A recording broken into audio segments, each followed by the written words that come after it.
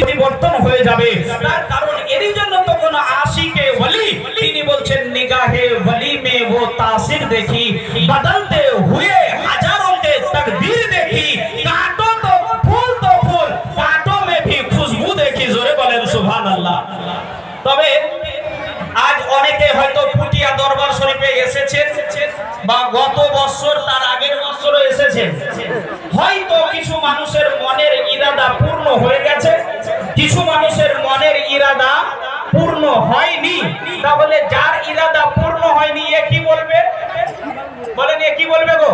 যে আল্লাহর ওলিদের দরবারে গেলে ইচ্ছা পূরণ হয় না।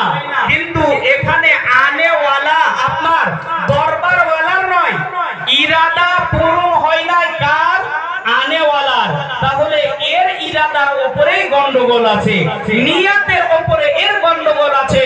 বুখারী শরীফের 1 নম্বর হাদিস, আল্লাহর রাসূল বলেন ইন্নামা আমালু বিন্নিয়াত, প্রত্যেকটা কাজের ফলাফল হয় তার নিয়তের উপরে।